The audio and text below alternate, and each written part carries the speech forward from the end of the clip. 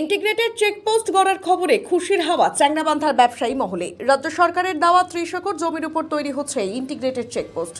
শুক্রবার চ্যাংড়াবান্ধা স্থলবন্দর পরিদর্শন করে গিয়েছেন কেন্দ্রের একটি প্রতিনিধি দল। তাদের কাছ থেকে চ্যাংড়াবান্ধা স্থলবন্দরকে ইন্টিগ্রেটেড চেকপোস্টে উন্নীত করার সবুজ সংকেত মেলায় খুশি ভারতীয় ব্যবসায়ীরা। চ্যাংড়াবান্ধার ব্যবসায়ীরা জানিয়েছেন, ইন্টিগ্রেটেড চেকপোস্টের পরিকল্পনা অনেক আগেই নিয়েছিল কেন্দ্রীয় সরকার, কিন্তু জমি জটের জন্য কাজ এগোচ্ছিল না। অবশেষে চ্যাংড়াবান্ধা ভোটবাড়ি সীমান্ত এলাকায় এর জন্য রাজ্য সরকারের তরফে 30 একর জমি অধিগ্রহণ করা হয়। সেই জমিতেই তৈরি হবে বহুকাঙ্ক্ষিত ইন্টিগ্রেটেড চেকপোস্ট। এই জমি দেখতেই শুক্রবার চ্যাংড়াবান্ধায় আসেন কেন্দ্রের ল্যান্ড পোর্ট অথরিটির একটি প্রতিনিধি দল। সেই দলের নেতৃত্বে ছিলেন ল্যান্ড পোর্ট অথরিটি অফ ইন্ডিয়ার senior executive adviser Ratan Sharma. এই দলের সাথে কোচবিহারের জেলা শাসক অরবিন্দ কুমার মিনা, মেকলিগঞ্জের মহকুমা শাসক অতনু কুমার মণ্ডল, বিডিও অরিন্দম মণ্ডল, বিএসএফ এর সিও অজয় কুমার, বিএলআরও সুজন রায়, কাস্টমস সুপারিনটেন্ডেন্ট নবনীত কুমার প্রমুখ ছিলেন।